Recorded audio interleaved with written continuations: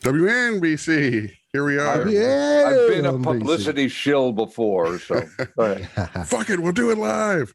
Yeah, we are here live. I thought we were doing it live. It's not live. This is recorded, but we just like to ape Bill Riley when we kick this off.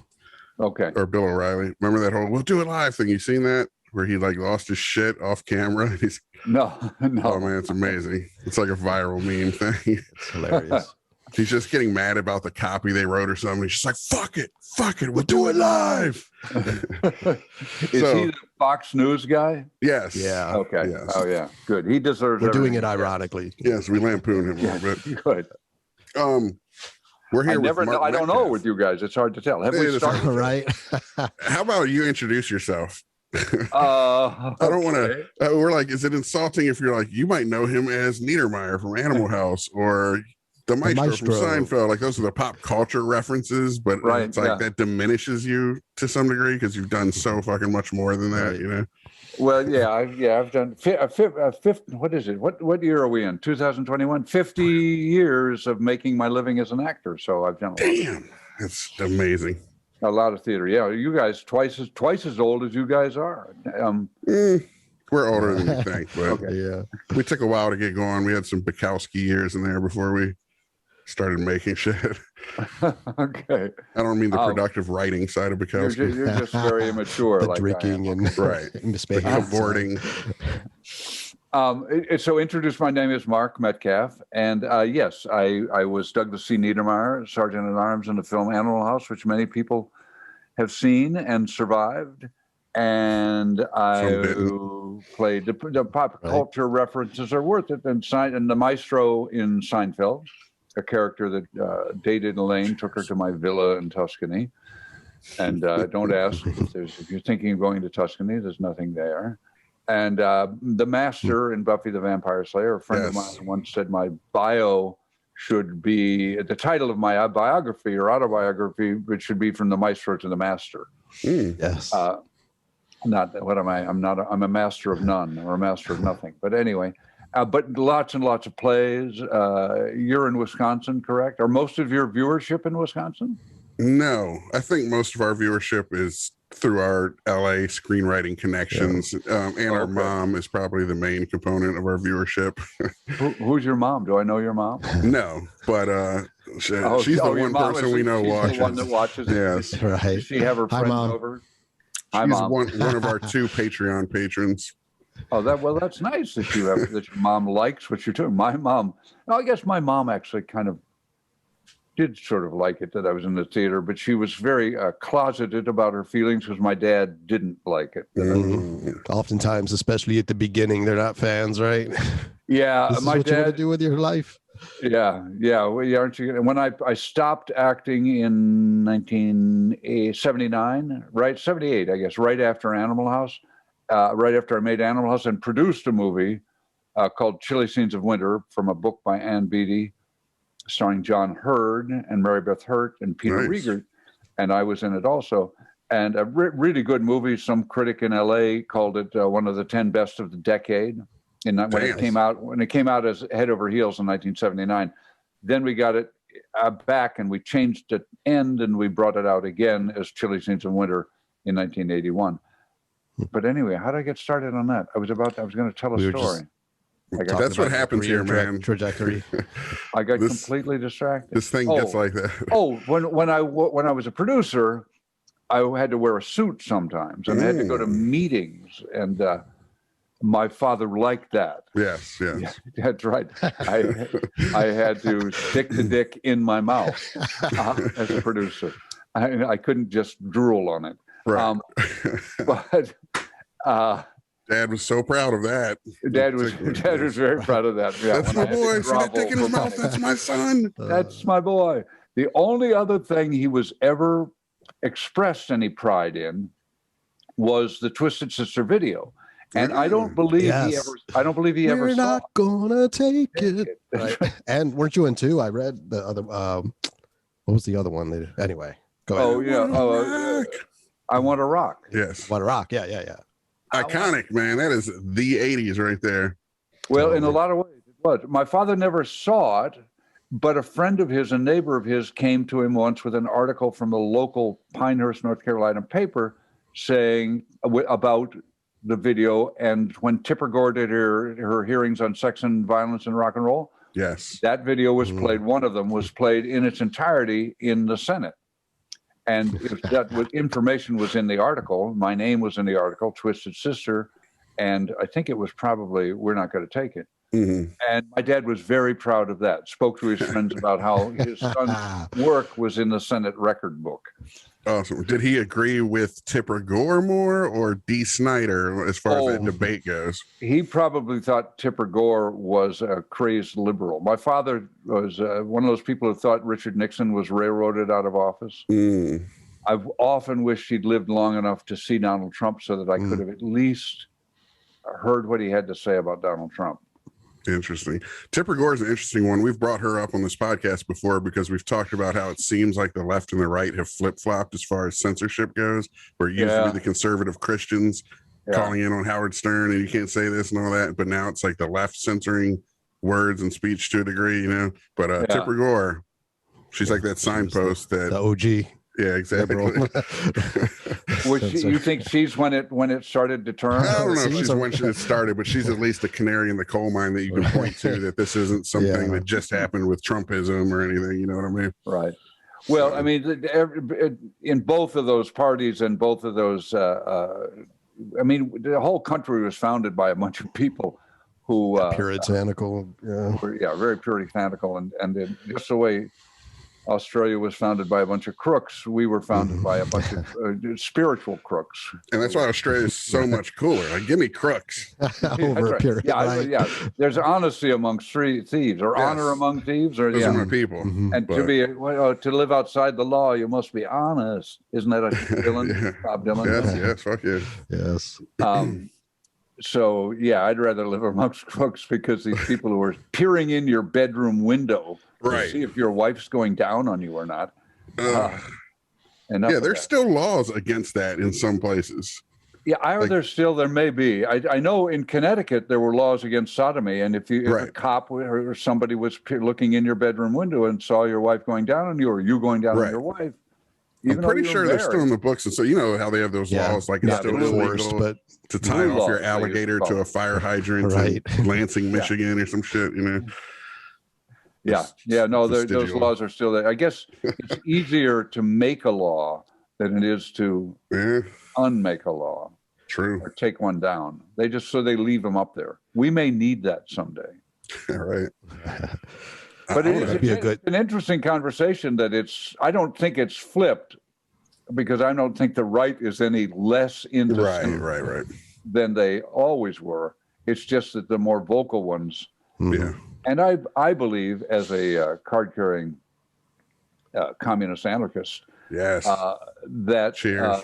the left is more interested in hate speech, in sort of quieting hate speech, than they are in quieting me saying "go down on your wife." Right.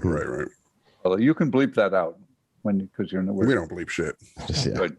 We're communists. You don't bleep cock anarchists. We're anarchists, man. Right. Yeah. Exactly. What do we have to make Cactus Jack, for Christ's sake? Come on. Right. That's right. We're going to bring Cactus Jack up before I'm allowed to go deeper into the room. We considered Cactus Jack, my favorite movie of all time. No, I really did. I seriously did like Cactus Jack. Thank you. It means a lot. For lots of reasons. The fact that you did it for 75 cents and a bag of chips. Yes.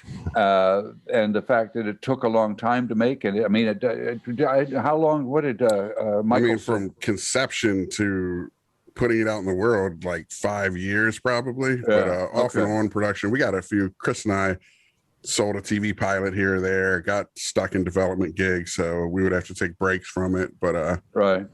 You know, all told, probably 4 years on and off of production of actual shooting. Yeah, which is I'm always stunned and amazed when people can do that, make a film over a long period of time, just when they cobble together enough money to get film for the camera. Although nobody needs film for the camera. What did you shoot it with? By the phones.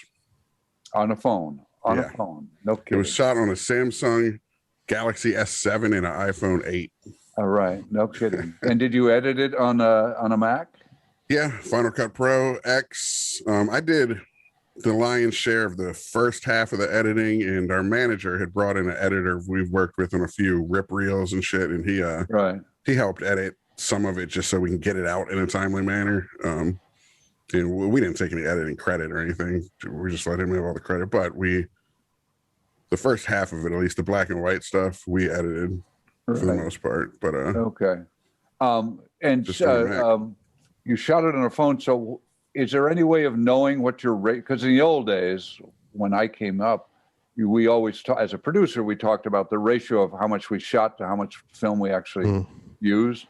Do you have any idea, shooting over 4 years, what your ratio might have been? Honestly, I think we used a good portion, man. And this is something that's really ironic, is that Chris and I are screenwriters by trade. You know, we're in the guild and everything. It's how we've made our money in the industry. And we made this without a script.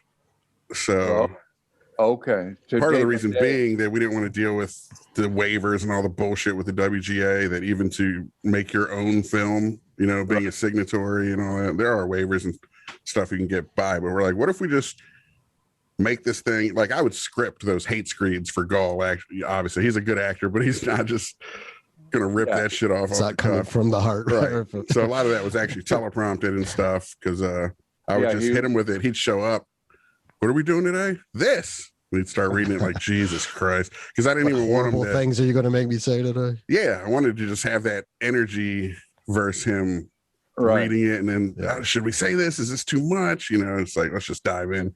And as we started to construct it, we did a lot of pivots. Like the first day, we did raise some money to shoot it $4,000 through a Kickstarter, and we had an angel investor guy, I know, throwing like $5,000 because he thought it was cool. But the first day cost us over $800 with camera rentals, full crew, all that. And we got like 5 minutes of footage. And I'm like, this shit is not tenable.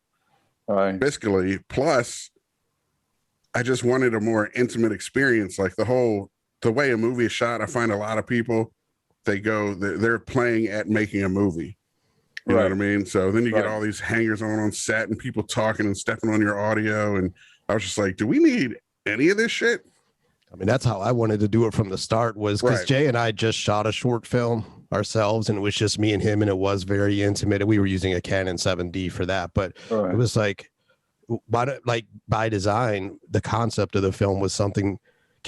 What's something we can make that allows us to be agile and, you know, without a huge crew and all this lighting, and, you know, we can have control of the location and minimal actors. And that was one of the reasons this was conceived versus some other project that would involve all those things. But at some point it did start to snowball into it becoming more like a real production again. And then after a day of that, it was like, first day we're like, you know what, fuck that, let's do this with no crew, let's pivot and make it a found footage movie so I can just shoot it handheld with phones and shit. So we brought in that documentarian character. He wasn't even part of it at first.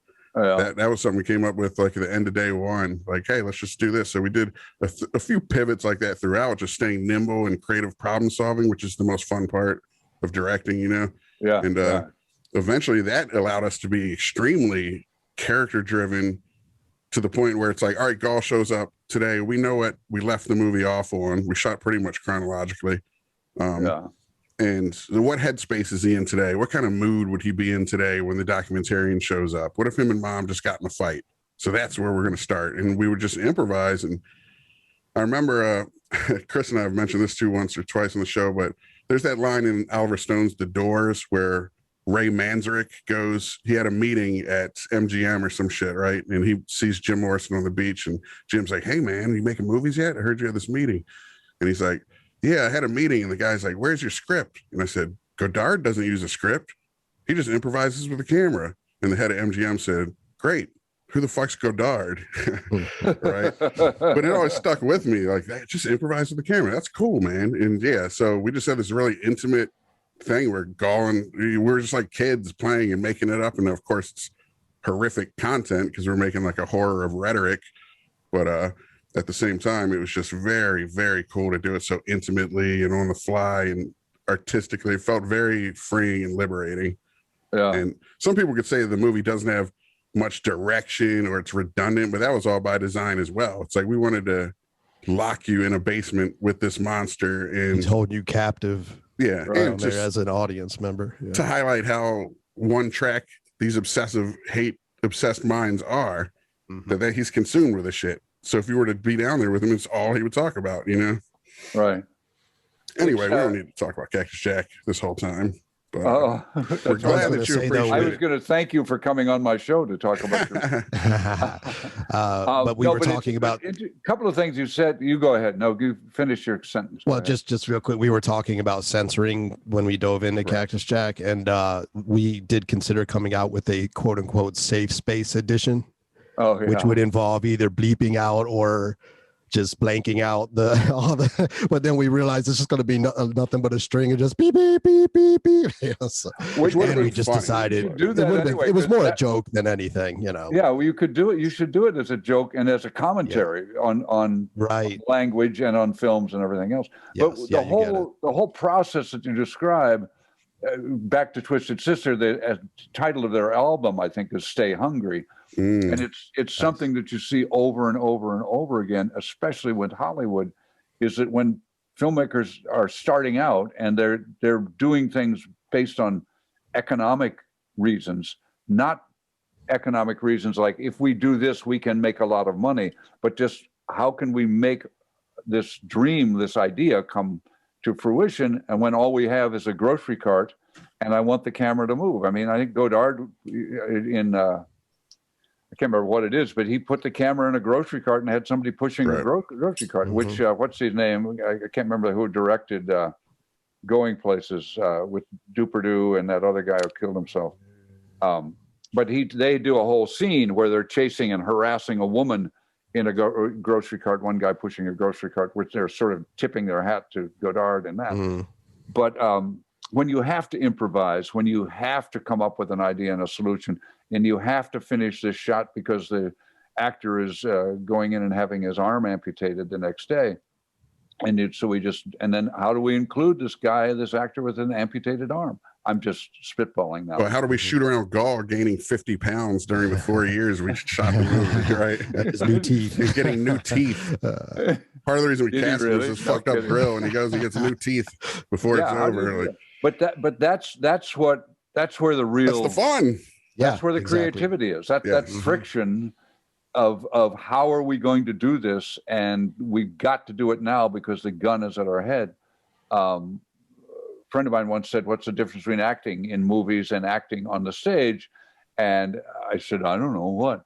And he said, on the stage you can be shot, and that economic pressure that creative pressure is necessary to do good work. And unfortunately, once you've done good work, and I was going to give you guys this advice, just say no to every offer now. I don't think we're getting many from this, unfortunately. That won't be a problem. Right. Well, we already had an aggregator. Like, nowadays, the way to get an independent movie on iTunes and Amazon and all that kind of shit is to go through an aggregator because these companies aren't going to make individual deals with all these films. But we already had an aggregator who took a down payment from our manager, who's a producer on it, and then started looking at our poster and watched the film, and they're like, we don't feel comfortable taking this to our partners or whatever. So it's like too hot for TV type shit, which is good to us. We don't mind being outlaw cinema whatsoever. Right. But our manager started looking at European aggregators who are eating it up. It's obviously it's that old Woody Allen thing. It's huge in Europe, or so hopefully we can do some damage over there. But and you may as well because back to this country being founded by Puritans. I mean, people are scared shitless of stuff like that. Yeah, there's a whole dialogue, a whole conversation that can be had about how Joe McCarthy from your home state. Yes, aren't you from Wisconsin? No, we're both from DC, but I got mired here thanks to Chris years ago. Then he moved on. He's in California now, but how the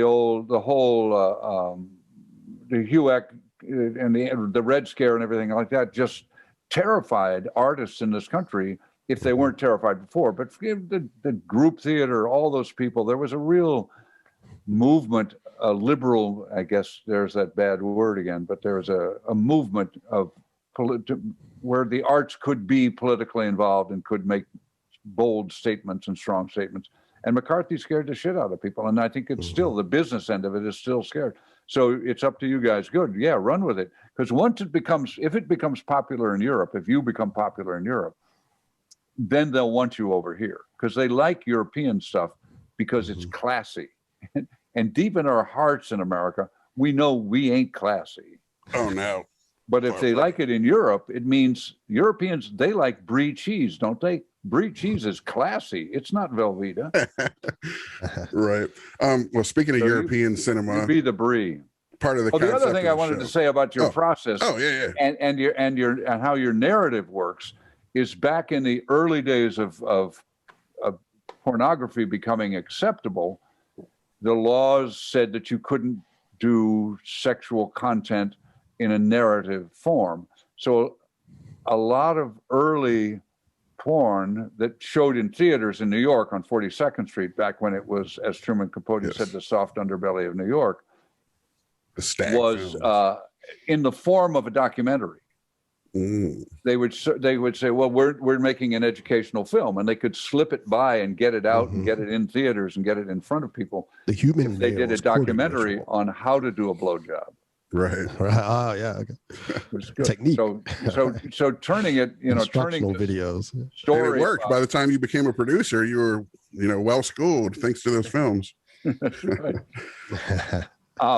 Anyway, congratulations. I'm glad you're getting. You seem to be getting a response that you like, that you're happy with, even though you're not. People either love it or hate it, which is right where we want to be. We don't want mediocre, just. Well, that's that tightrope that you've got to walk when you do something like that, where you don't want to tip it off as satire, as parody too much. You want people to wonder, and you want people to be at the end to not know exactly what it is. Did we just see something that that would get people on the steps of the Capitol throwing bricks through windows? Right. Or did we just see something that's telling people that because there's a message in every, is it a cautionary tale? Is it? Yeah, it's a cautionary tale. Exactly. Those are the words I was looking for. Yes. Which. So anyway.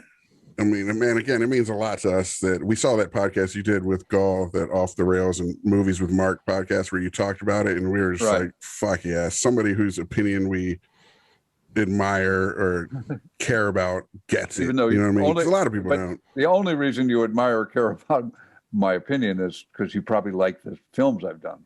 That doesn't mean you would agree with my opinion. No, it's honestly, I probably have not seen as much of your stuff as I should have, but it's just seeing you talk about films. Yeah, the way you carry yourself, your knowledge. Yeah. Which I was getting to. Part of the conceit of the show, speaking of European cinema and sensibilities, is to talk about a favorite movie as an icebreaker. We've already broken the ice, but Chris and I did watch what you said is one of your favorite movies last night.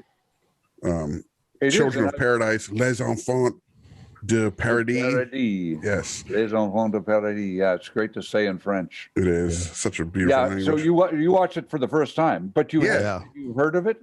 Yeah, I was well aware of it. It was I've had for years one of those 1001 movies to see before you die books where like the binding fell off, and I would just, every time I took a shit, I would read the same movie entries over and over again. I just kept it in the bathroom.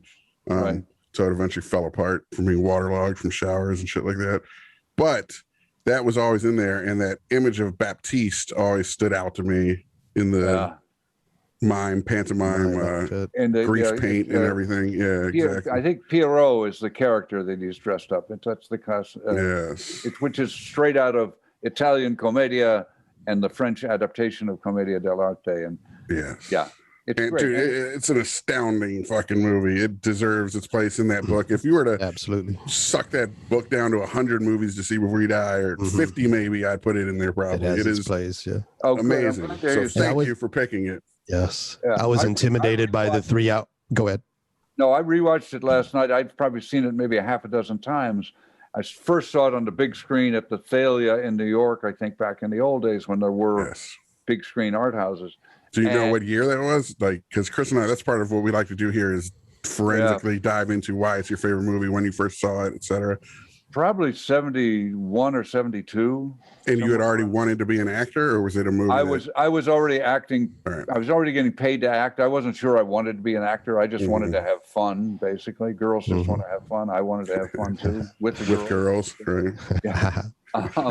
Which is why I got into the theater. But mostly I was just I wasn't doing drugs anymore, but I was just trying to have fun. I was drinking a lot and living in New York and working as an actor. Yeah.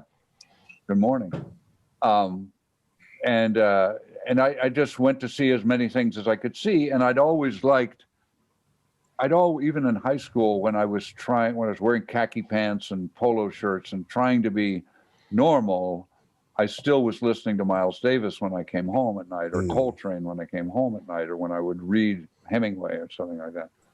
So I was always, and I was even actually reading Ayn Rand, a lot of Ayn Rand in high school. So I was really edgy and conflicted. But he was he was a closeted greaser.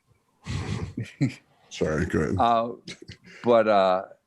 Yeah, I'm glad you like it. And I was also surprised once again and stunned by it and moved by it, and just about what a creation it is. I mean, its scope is big, and the examination, the conversation about love, what romantic love is, and what the French have led us down this path towards romantic love forever. I mean, Baudelaire, Artaud, Pepe Le Pew.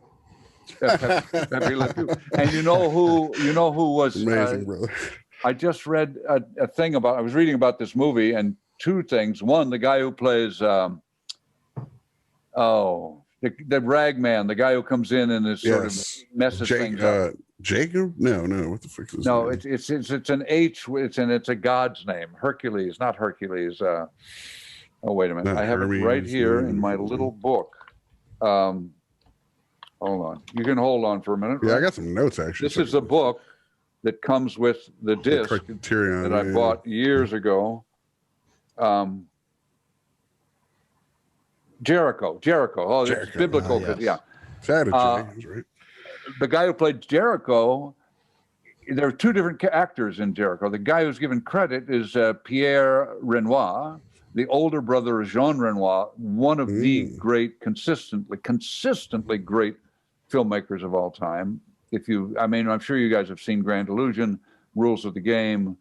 Have you seen those movies? I've seen Grand Illusion years ago. Chris and I just said we do a lot of sub-series with this podcast, one of them being my favorite movie, etc. We were going to start a Criterion quest where we start with Spine number 1, which is Grand Illusion, and watch it and try and do all 1,000 or 1,100 or whatever eventually before we die. Watch the Criterion movies in order as they were released. Should be crazy. So we will be watching Grand Illusion again soon, but it's been 20 years probably since I've seen it. Right. I'll admit I haven't seen it. I'm a plebe.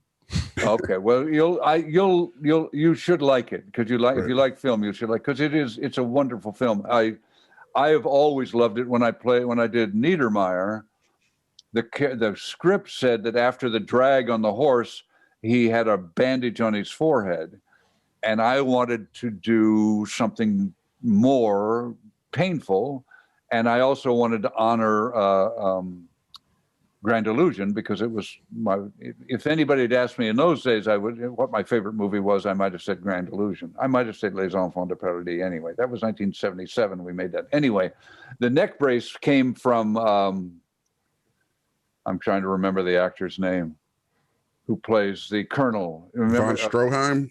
Yeah, Von Stroheim, Eric Von Stroheim, right. The Sunset Boulevard. Yes, he's the butler and a director Boulevard. In his own right. Yes. Isn't he the director that introduced us all to Marlene Dietrich? I think so. Was he in Intolerance? Do you know any Griffith's Intolerance? Was he in that or something? No, he wasn't. I don't know. He might have been. He goes back and he's touched a lot of he's nobody talks about him. This is a part of the reason we want to do this Criterion Quest thing, is to talk again about some of these people who, if it weren't for the Criterion Collection, would have been forgotten in time. We call our sideshow cinephiliacs. And sometimes it's kind of apt because, you know, it is like, you know, bringing back a corpse. Snatching, right. In the Victorian sense. Yeah, no, it's true. You've got to, because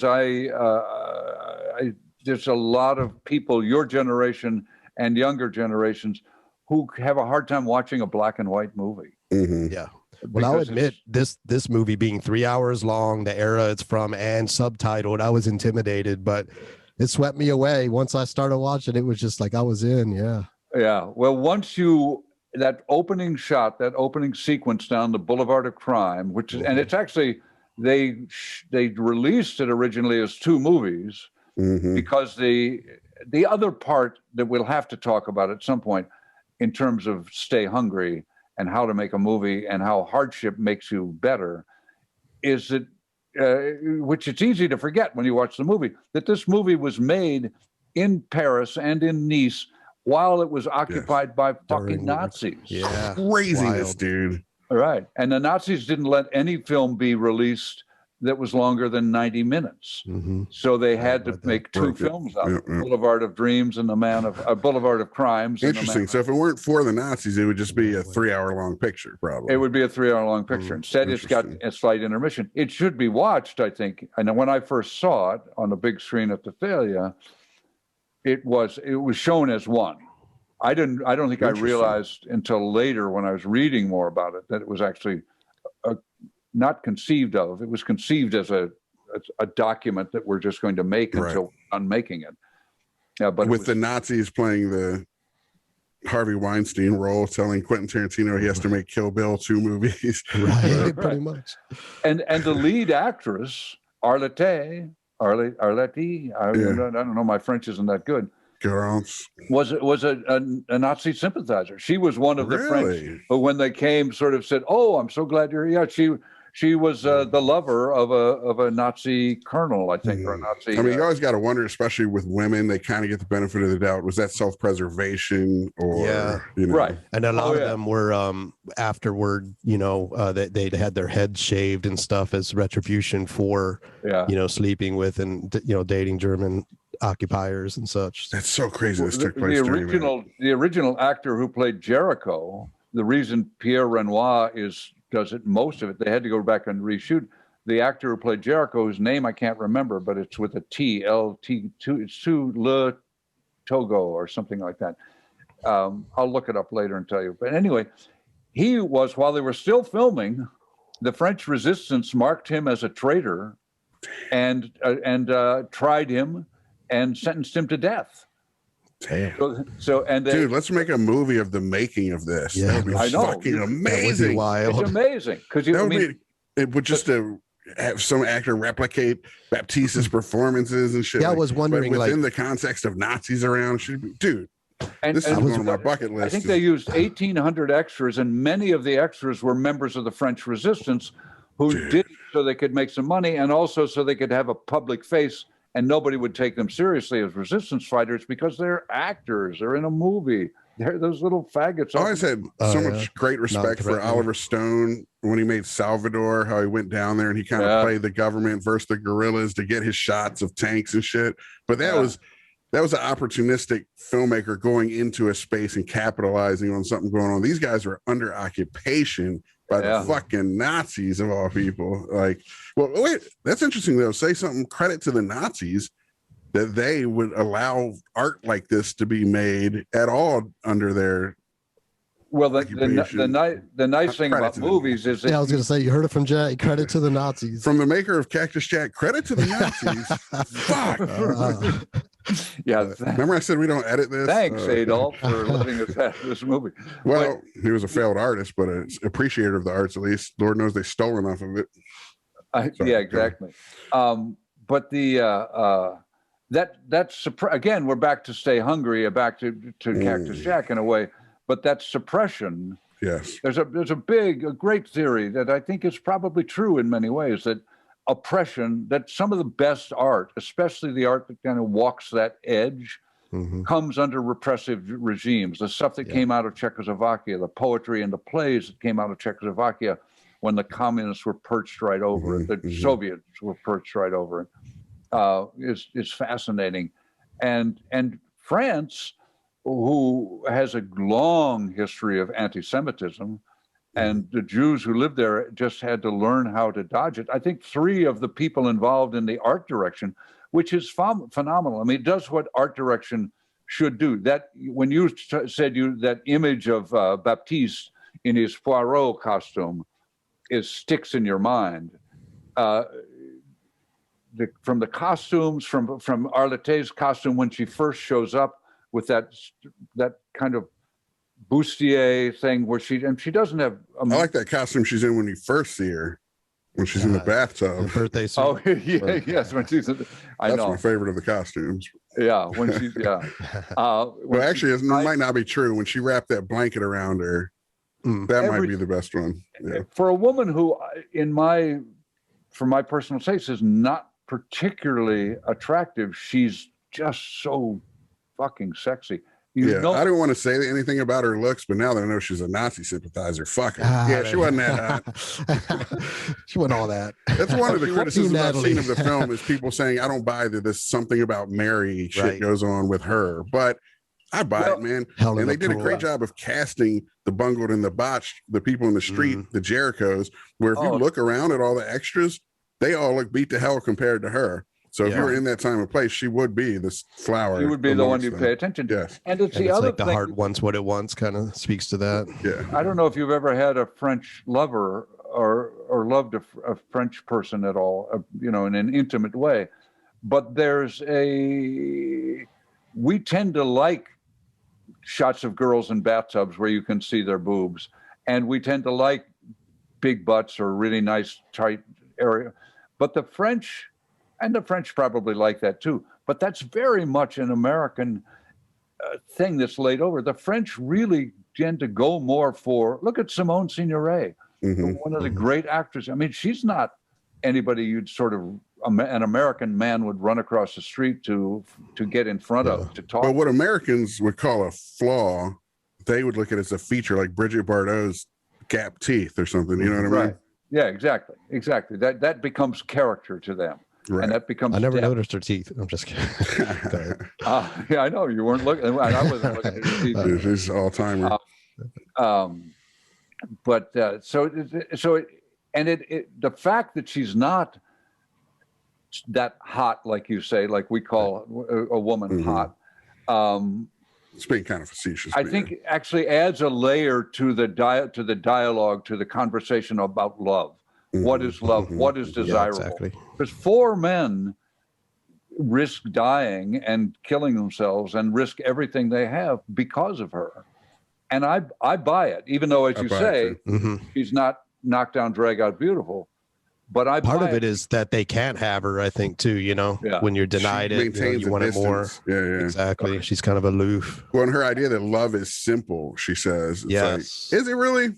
No, this movie is what love is. Charles Grodin. Well, they overcomplicated it. I just saw a clip. Charles Grodin, we unfortunately lost this week. Yeah. He was in this little cameo bit in Louis C.K.'s series, Louis. Did you ever see that bit? I saw some. I didn't see Drew Grodin in it.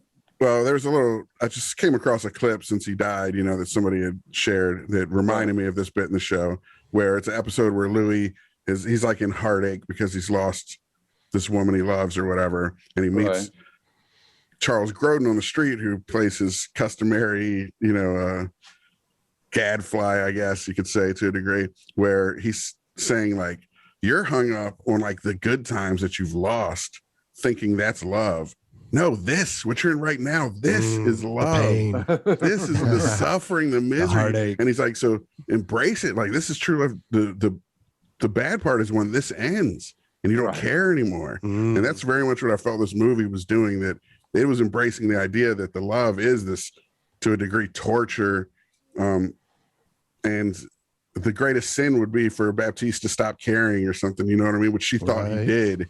And she's kind of crushed at the end, even though she plays it very reserved, because I think she's a woman who's probably starts the movie as having some maybe prostitution in her background and shit, even, you know what I mean? She's used her looks to get by. So she's kind of steeled herself. She's a mistress to whoever will pay. Like, she goes off with the aristocrat because basically he can protect her. and give her a cover. Take care but of she her. still remains. She remains herself. Always remains always true to herself and evolves her own notion of what love is. But you're right. That's ultimately what love is about, is suffering. I mean, Grodin's saying that's not a new original thought for him.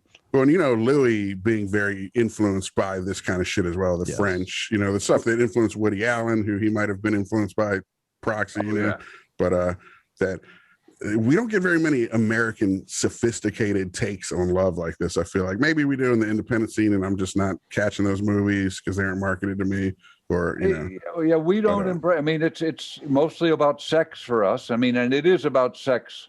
And it's just very binary. I love someone or I don't, or if I love someone, I'll fight to the death to protect them type shit. You're getting action tent poles and stuff. But and which of the men, the one that suffers the most in terms of what we're talking about is Baptiste. But he's the one that has everything Natalie, that we think happily married with a woman who, if there is unconditional love, the woman whose character's name I can't remember right Natalie, now. Natalie, that's right. She loves him unconditionally from the beginning. Which is a kind of possessive and stalkery and covetous. Sometimes that's a turnoff, right? Yes, exactly. If it's too, but that again is what love is. Love is about possession to a large degree for many of them, and the Count showed that. So that's cool. Using the four suitors allows you to show the facets of this multifaceted diamond that is love. Yeah, and it's so. I mean, it always used to sort of give me a laugh that it's. When we say "I love you" to someone in this culture that we live in, we expect an answer. I mean, "I love you" isn't necessarily a statement; it's a question. It's a question, most of the time. Amazing. And I think this movie exposes that too in a non-cynical way.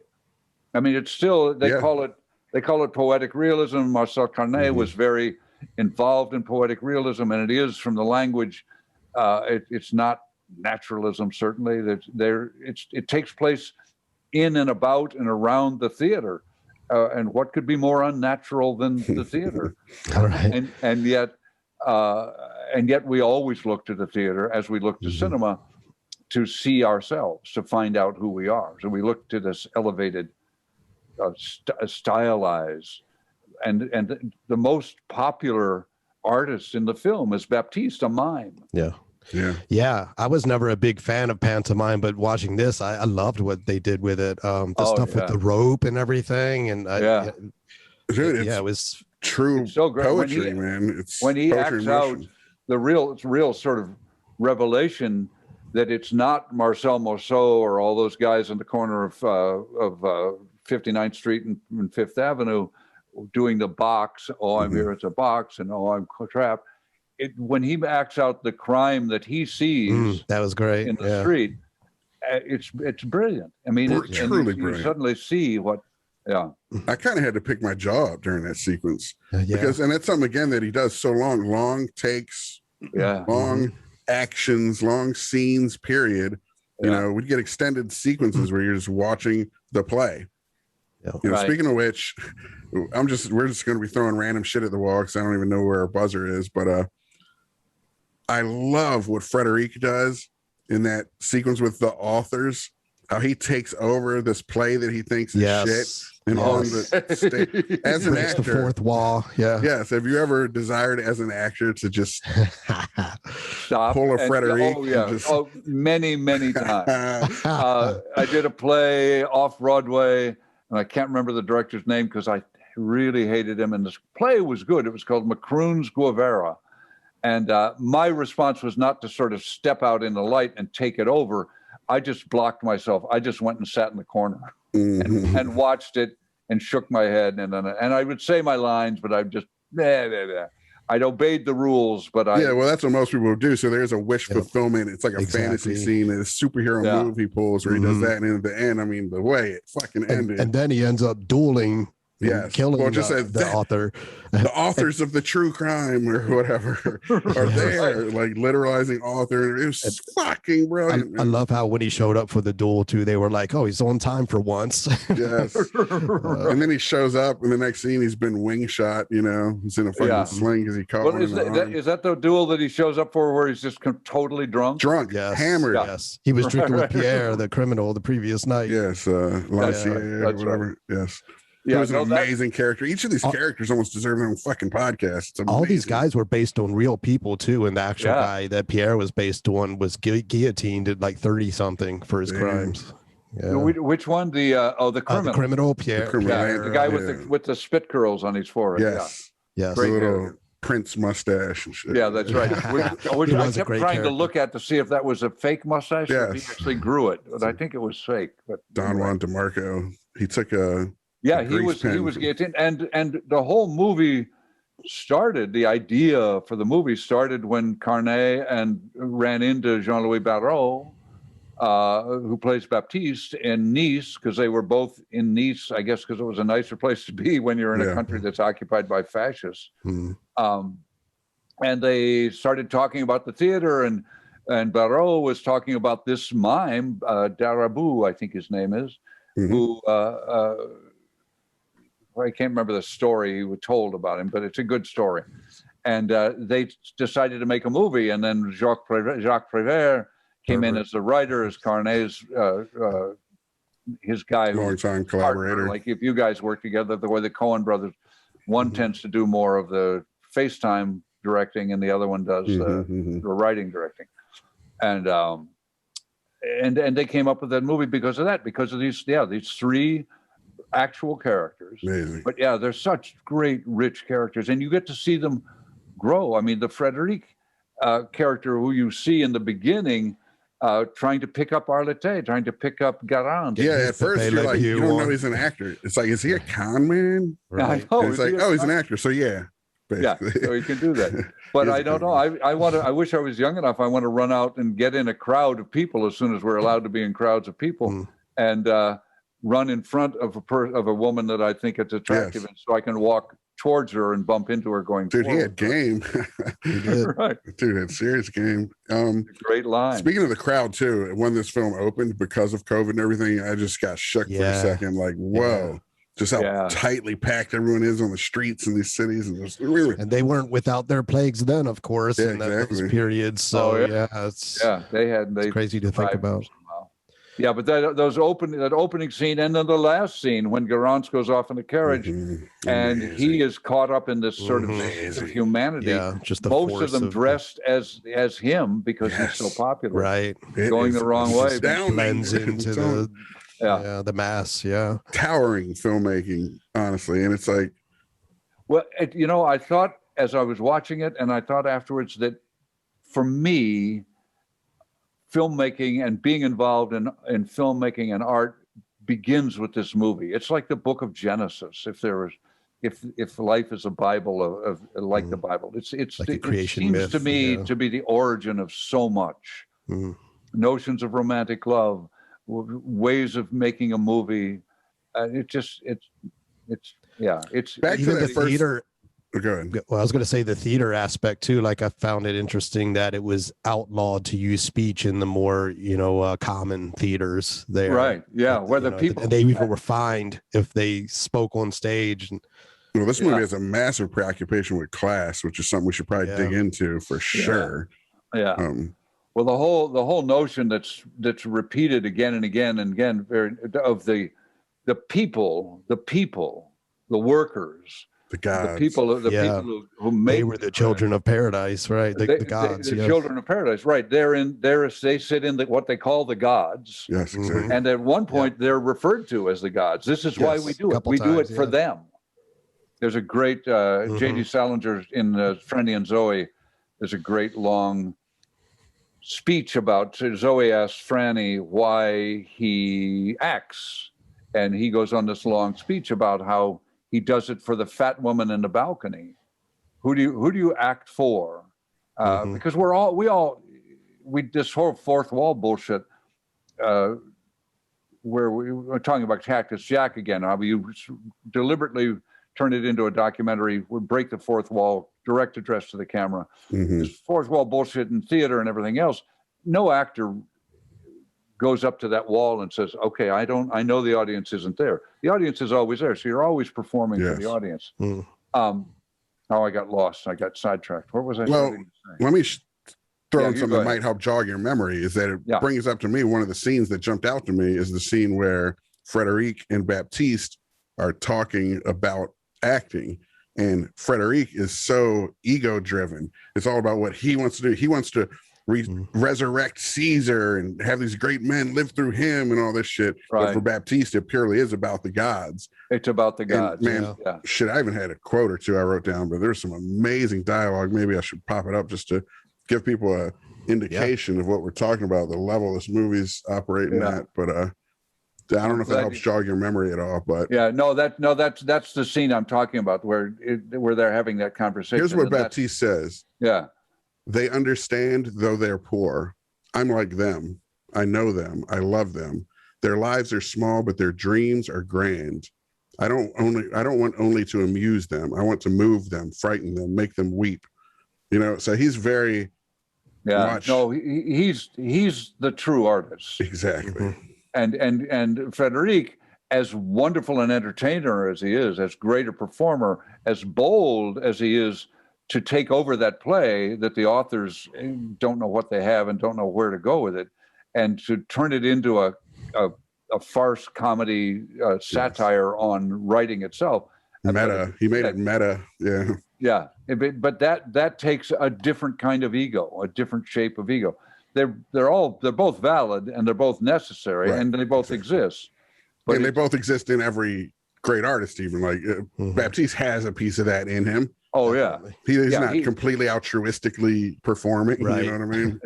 No, he lives well, but he does. But I think even what it feeds him in his soul. Yeah, you know, right. That's why even be up on a stage in the first place if you don't have some sort of need for, attention or to express yourself. Yeah. You know? Yeah. And the fellow who plays his father was his mentor in pantomime, in mime theater. In real life he was? Yeah, in real life. His name is, what's his name? I'm going to look up his name because I can. I can that buzzer's coming. That sword of Damocles is. Well, he's looking that up. No, I'm not trying to pressure you. 6 lines of dialogue. But find some more dialogue. I'm glad you took notes because I never do. I just sit there with slack-jawed, wrapped, and looking at it. Well, hopefully before the buzzer, but maybe if you stick around for some overtime, I want to get into the class politics of theater itself and how elitist it is price-wise and how exclusive it is versus. Oh yeah. But we'll get to that later. But I know. Les Enfants is the criminal guy, and he says to Garance at one point, "I'd spill torrents of blood to give you rivers of diamonds." It just feels like one of the great lines from a romance. This criminal rivers of diamonds. Yes, I'd spill torrents. I'd murder so many people to give you. But that's how he expresses himself is through. Yeah. It's just it's so great for his character to differentiate him from these other guys who, murder isn't their way into everything. And it gives those people who love to make horror movies, which I've made a couple sort of low budget independent horror movies or paranormal, those what they call genre movies, but it sort of gives them license to love blood and in some way. I mean, it opens the door for that kind of, because whereas he's a criminal and he does bad things, but he's also respectable. I mean, there's humility in him, and he makes decisions based on, like when he goes and kills the Count, he assassinates the Count in the Russian bath. We're like rooting for him to kill the Count to a degree. Somebody had to kill him, right? He's the coldest of all the people. They're passionate. It's Shakespearean in that regard. I mean, it's so well constructed that he's the guy who everybody. It's like their potential is fulfilled, even though the movie ends ambiguously to a degree. It doesn't tie up every loose end. No, it doesn't. I when it was over, I thought, but I want to know what happened to Frederic. Right. what happened to him? But that's great. That's how life is, you know. Yeah, so many people I've come across, and especially you as an actor, I'm sure through all these productions. I wonder what happened to that guy, but you know. You get lost in the crowd like Baptiste did in the end. Eventually, you know, that's. Speaking of Baptiste, here's another. Say that again. Well, I was going to say another great line of dialogue, but I didn't know if you had found your quote or if we just sidetracked you from it with discussion more, but or your name you were looking for. But I can't. No worries. People can look that shit up. People can look it up. Yeah. But there's a lot of history, because that's what the thing I was going to say about Jericho. There's a famous actor who came a little later in French cinema, Jacques Tati. Do you know Jacques Tati? Have you heard of him? I'm familiar with him just through Criterion shit, but have not watched those films yet. He's like a version of their version of Charlie Chaplin, maybe, although I think he does talk. But he's sort of created a character, and he came out of the same. He was like a student. I believe he was a student. Barreau was a mentor of his. Barreau has always been, I think, probably since even before this movie. Oh, it was a great hero of mine. There's a story about him doing some, talking about what the power of the actor and the mind. And they talk about that too. He talks about how it's working when you can feel the audience's heart beat with your heart and hear them breathe as you breathe.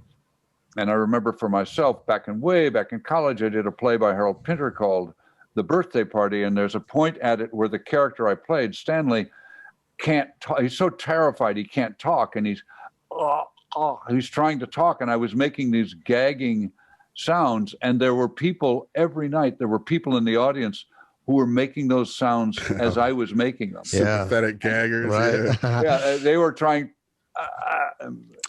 They were so connected to what they could relate. It was amazing. It was the first time I realized the power, the strength, the influence, the whatever you want to call it. I don't like the word power anymore. I prefer influence. But that you have when you're the one that stands on the stage in the light, and the other people are in the dark, out there, in the gods or on the. It's kind of shamanistic, man. Like you're leading them on this. Yeah, you're leading them. You're the medicine man, and you're also listening to them. I mean, a guy like Frederic just leads them and then and tips his hat as he sails out the door. But a guy like Baptiste feels them breathe and begins to breathe the way they breathe. And the acting that I want to hopefully be, it's so vain to want to be remembered for anything. But I want to do is the acting that listens to what that audience is doing, and so it becomes a dialogue between the audience and myself. Well, I mean, otherwise, just make movies. You know, it's kind of like that's. I mean, did you have a preference between the two? I know they're entirely different beasts as far as production goes, but there has to be something exhilarating about the stage where the stakes are so high and the crowd is right there and your heart does beat as one, and the immediate feedback of it and everything, and doing it live with these people with no cuts, I mean, that's crazy roller coaster. I couldn't imagine. I'm way too big a pussy to go there and do that, dude. I know. Once I felt like the audience was in with me, that's where I'd be like, I'd just fall apart. And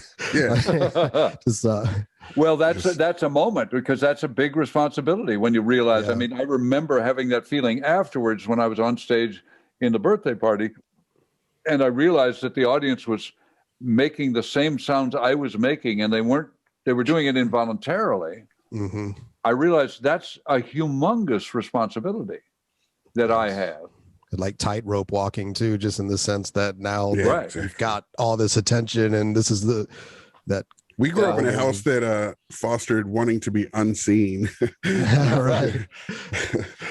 Like, no way, man. Why were you beaten? Not. We don't need to get into all that, but it wasn't a horror story, but it was very Great Santini-like. If that makes sense. Oh, okay. Yeah. Right. That's the best reference. So you were beaten. Okay. Well, psychologically pulverized. But for your own good, I'm sure. Of course. But that it is a huge responsibility knowing it, and it's in the best sense of it.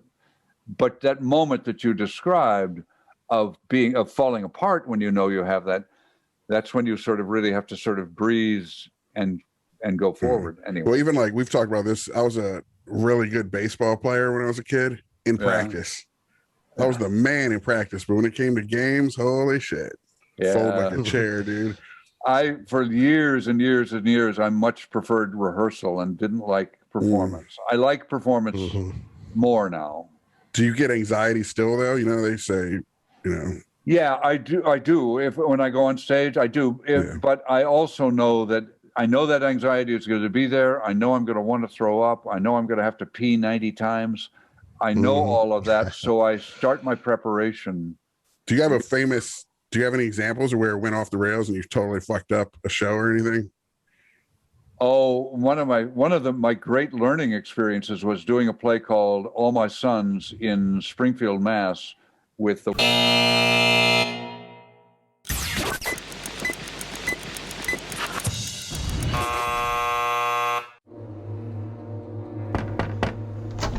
You're alone, right?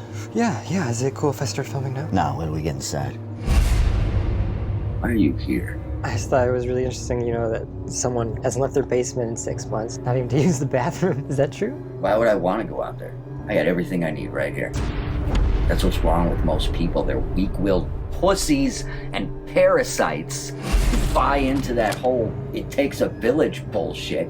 You know how many aliases I've used calling into radio shows? I've had it up to my goddamn gills with the systematic feminization of this country. Of course we want you. Did your own damn show if you think you got that much to say. You live in your mom's basement.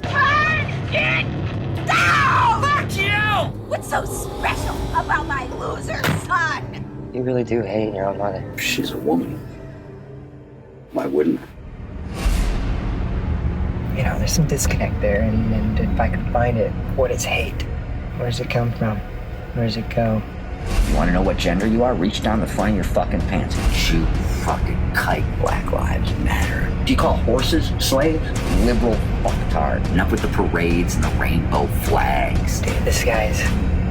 it's like pure hate, man. Want to see something really fucking cool?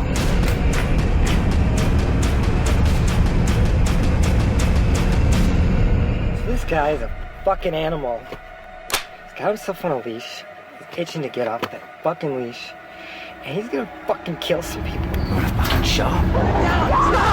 Stop! What do we hear? Look at me! Look at me! We're gonna help you show them the light. We're gonna change the world.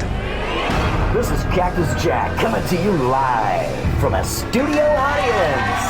To the man who calls himself Cactus Jack, we have watched as you have rocketed to infamy. And you wonder why these cornered animals lash out. Get the fucking side. And now, we have watched as you have called for literal blood. I know you're out there listening. It's buzzing in your ears, burrowing into your brain. Do it, Jack. You're gonna love this. I pulled that trigger on that motherfucker's head. Your VPN will not shield you. The darknet will not hide you. You and your kind are finished. You think I'm scared of you? Come and fucking get me!